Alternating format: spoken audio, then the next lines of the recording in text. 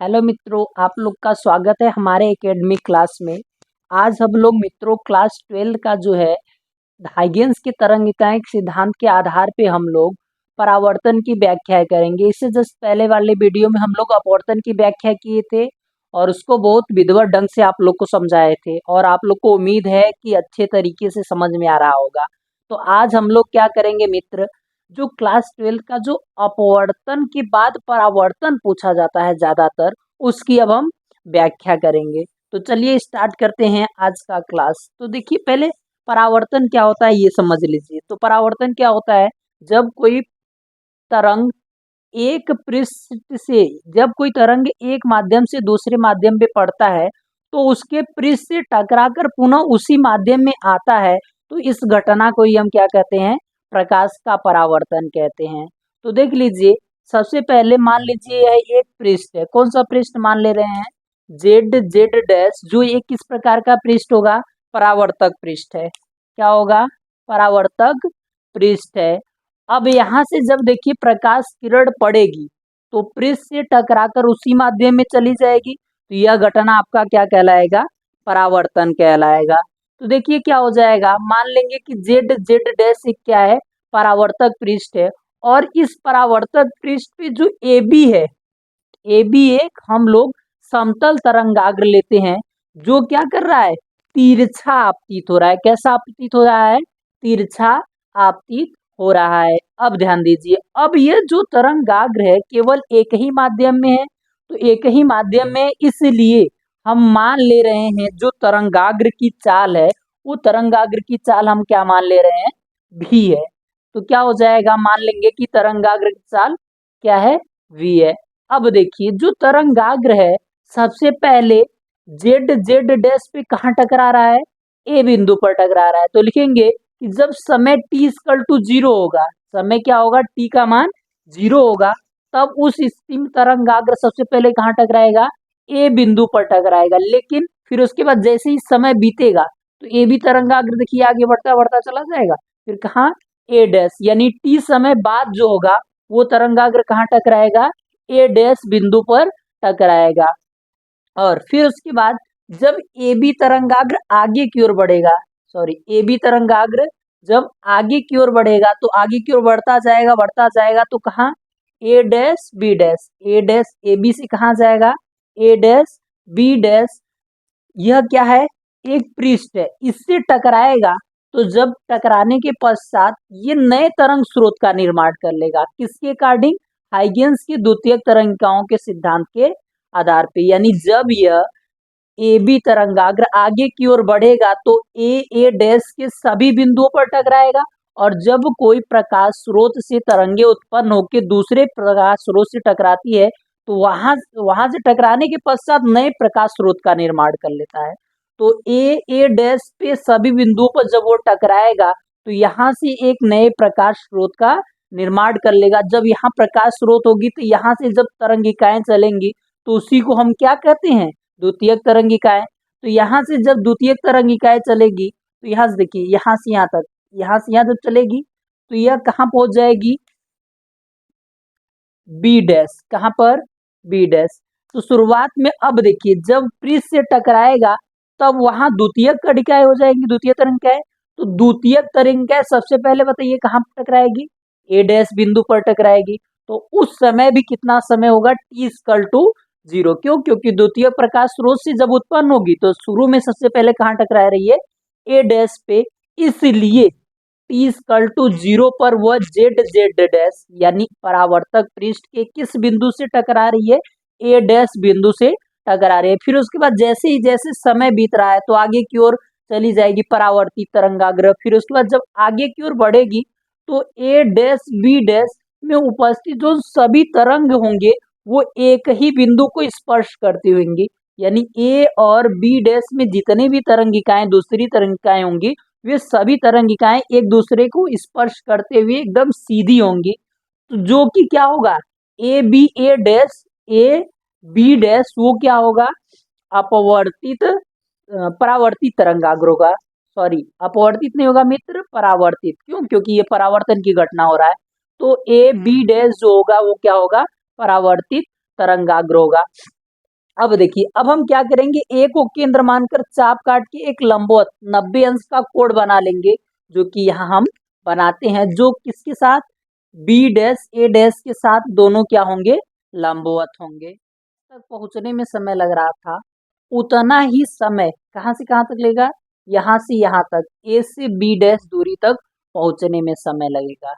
इतना समझ में आया? तो चलिए देख लीजिए, माना जेड जेड डैश एक परावर्तक पृष्ठ, यानी यह जो है जेड जेड डैश है वो किस प्रकार का पृष्ठ है, परावर्तक पृष्ठ, यानी यह जो है परावर्तक पृष्ठ जिस पर एक समतल तरंगाग्र, कौन सा समतल, वो भी तिरछा, कौन आपतित हो रहा है, ए बी आपतित हो रहा है, कौन सा, ए बी आपतित हो रहा है, और तरंगाग्र की जो चाल है वो मान ले रहे हैं क्या है, वी है। टी इक्वल टू 0 समय पर तरंगाग्र पृष्ठ जेड जेड वन, तरंगाग्र जो है ए बी तरंगाग्र जेड जेड वन के किस बिंदु पर, ए पर स्पर्श करता है, कहाँ स्पर्श करता है, इस बिंदु ए पर स्पर्श करता है। फिर कितने समय बाद, टी समय बाद ए डैश पर पहुंचता है, यानी बी बिंदु से कहां तक, ए बिंदु पर पहुंचता है, और ए बी तरंगाग्र आगे बढ़ता है। जब ए बी तरंगाग्र आगे बढ़ता है तो क्या, जेड जेड डैश के सभी बिंदु, जेड जेड डैश, यहाँ देखिए जेड जेड डैश के सभी बिंदुओं का ए और ए डैश से क्या करता है, टकराता है, इसमें सभी बिंदुओं पर क्या हो जाता है, टकराता है। अब देखिए, जब ये टकराएगा तो हाइगेंस के द्वितीयक तरिकाओं के सिद्धांत से नए तरंग स्रोत से, अब यहाँ से जब टकराएगा तो नए तरंग स्रोत का निर्माण करेगा, और नए तरंग स्रोत से वो किस चाल से, भी चाल से पुनः फैल जाएगा, फिर पुनः क्या हो जाएगा, फैल जाएगा। फिर द्वितीयक तरंगिकाएं ए से टकराकर, द्वितीयक तरंगिकाएं यहाँ ए से टकराकर क्या करती है, बी डैश में पहुंचती है, यहाँ से यहाँ तक कहाँ पहुंचती है, बी डैश पर पहुंचती है। सबसे पहले कहाँ टकराएगी, ए पर, फिर उसके बाद बी डैश पर पहुंचती है, और उतना ही समय लेगी, उतना ही समय, यहाँ से यहाँ तक पहुंचने में उतना ही समय लेगी जितना ए डैश से बी तक, इतना समझ में, तो उतना ही समय लेगी जितना ए से बी तक पहुंचने में समय लगता है। तो क्या हो जाएगा, हम क्या कर सकते हैं, ए से बी डैश की दूरी और ए डैश से बी की बीच की दूरी कर ले, तो क्या हो जाएगा, B A dash equal to A B dash equal to क्या हो जाएगा, बी टी, क्यों, क्योंकि चाल बराबर क्या होता है, दूरी बटे समय, तो दूरी बराबर क्या हो जाएगा, चाल गुणे समय, तो चाल क्या है, v है, और समय क्या है, टी है, तो क्या हो जाएगा, B A dash equal to A B dash equal to V T, इसको कौन सा समीकरण बना लेंगे, एक समीकरण बना लेंगे। अब देखिए, जो द्वितीयक तरंगिकाएं हैं ए बी पर उपस्थित सभी बिंदुओं पर, द्वितीयक तरंगिकाएं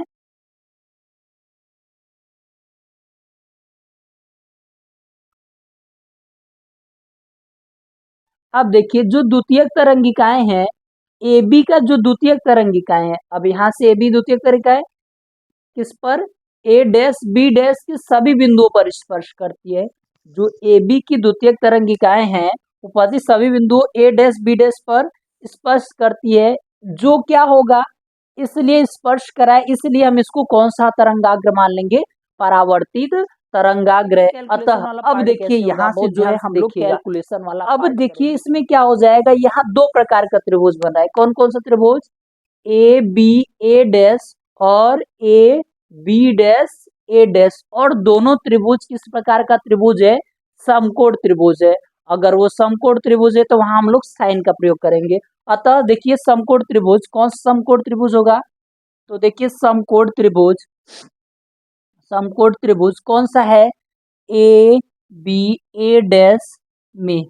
अब हम लोग देखिए यहाँ से क्या करेंगे, साइन का प्रयोग करेंगे, कौन सा, A B A dash, sine का प्रयोग करेंगे, तो देखिए यहाँ क्या है, आई एंगल बना रहा है, तो थीटा के ठीक सामने वाला भुजा लंब, और ये क्या हो जाएगा, 90 के ठीक सामने वाला भुजा कर्ण, तो क्या हो जाएगा मित्र, साइन आई, क्या हो जाएगा, sine I, sine I equal to लंब क्या हो जाएगा, लंब क्या हो जाएगा, बी ए डैश अपान में क्या हो जाएगा, ए ए डैश। इसको समीकरण कौन सा बना लें, समीकरण 2 बना ले। अब दूसर का समकोण त्रिभुज देखिए, दूसर का समकोण त्रिभुज कौन सा है, जो दूसरा हमारा जो समकोण त्रिभुज है कौन सा है? समकोण त्रिभुज, समकोण त्रिभुज A B dash A dash, कौन सा है? A B dash A dash में क्या हो जाएगा? यहाँ भी हम लोग साइन का प्रयोग करेंगे, तो यहाँ देखिए क्या हो जाएगा, साइन आर। क्या हो जाएगा? Sine R is equal to R के ठीक सामने वाला भुजा ए ए बी डैश, तो क्या हो जाएगा? ए बी डैश अपान में कर्ण, कर्ण तो वही होगा ए ए डैश। इसको समीकरण कौन सा बना लेंगे? समीकरण 3। अब हम लोग क्या करेंगे? समीकरण 3 से समीकरण 2 में भाग देने पर, तो यहाँ देखिए इसको आप लोग लिख लिए होंगे तो हम इरेज कर रहे हैं, तो क्या हो जाएगा?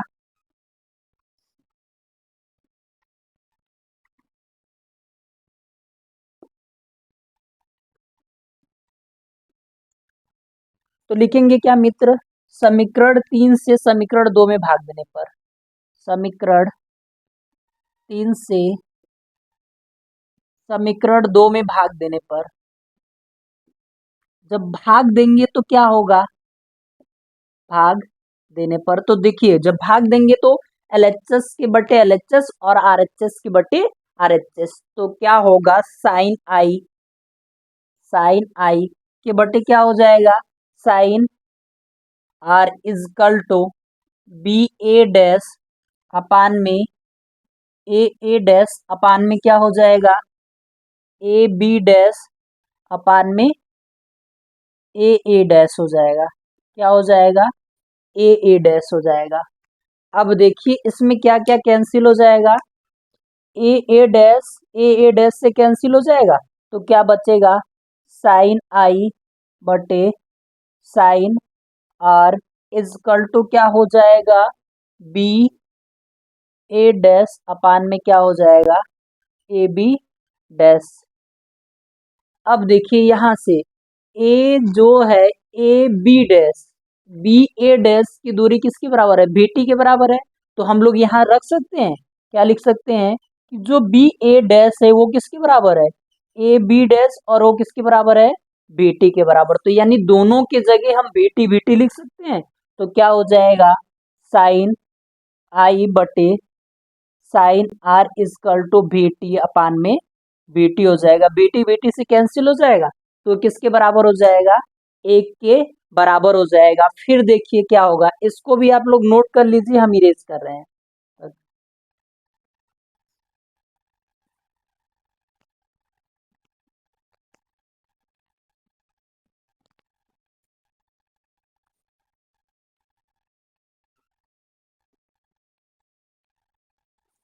तो देखिए क्या हो जाएगा मित्र, साइन आई बटे साइन आर, साइन आई बटे sine R is equal to one one, sine R को इधर पक्षांतर करेंगे तो क्या हो जाएगा? साइन आई बराबर साइन आर। अब देखिए दोनों बराबर है तो साइन साइन हट जाएगा, तो क्या हो जाएगा? आई बराबर आर के बराबर हो जाएगा। आई क्या है? आपतन कोण। अब देखिए जब आई आर के बराबर हो गया तो हम लिख सकते हैं क्या कि जो आपतन कोण होगा, आपतन कोण जो होगा वो किसके बराबर होगा? परावर्तन कोण के बराबर होगा, परावर्तन कोण के बराबर होगा, और यही हमको दिखाना था। यानी जब आपतन कोण परावर्तन कोण के बराबर हो गया तो हम कह सकते हैं कि यह जो है परावर्तन के दूसरे नियम की व्याख्या करता है, और यही परावर्तन का दूसरा नियम है। तो लिखेंगे क्या? लिखेंगे यह यही परावर्तन का कौन सा नियम है? दूसरा या द्वितीय नियम है, द्वितीय नियम है। अब जो परावर्तन का द्वितीय नियम है, अब देखिए चित्र में जो है A B A dash B dash और जेड जेड डैश से खींचा गया विलंबवत रेखा, दोनों विलंबवत रेखा देख रहे हैं, तीनों सब एक ही तल में है, एक ही तल में है। तो यानी यह इससे यह स्पष्ट हो रहा है कि यह जो परावर्तन के पहले नियम की भी स्पष्टी कर रहा है, जब ये पहले नियम की स्पष्टी कर रहा है दूसरे नियम की भी स्पष्टी कर रहा है, तो इसी के आधार पे हम कह सकते हैं कि हाइगेन्स की जो द्वितीयक तरंगिकाओं का सिद्धांत है वो किसकी व्याख्या करता है? परावर्तन की भी व्याख्या करता है। तो लिखेंगे और स्पष्ट है, और यह भी स्पष्ट है, यह भी स्पष्ट है कि A B comma A dash B dash comma Z Z dash से खींचा गया विलंब, खींचा गया अविलंब, अविलंब क्या है, तीनों एक ही तल में स्थित है, तीनों एक ही तल में स्थित है, तल में स्थित है, जो किसका, जो परावर्तन के प्रथम नियम का व्याख्या करता है, परावर्तन के प्रथम नियम की व्याख्या करता है, व्याख्या करता है। और यही हमको क्या करना था, दिखाना था।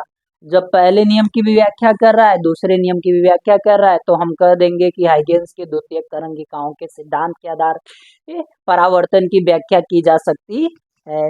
तो इस वीडियो में आप लोग को यही समझाना था, जिसे हम आपको अच्छे तरीके से समझाने का कोशिश किए। यदि आप लोग को वीडियो अच्छा लगा तो प्लीज़ लाइक करिएगा और सब्सक्राइब करिएगा, और मिलते हैं आप लोग से एक नए वीडियो में।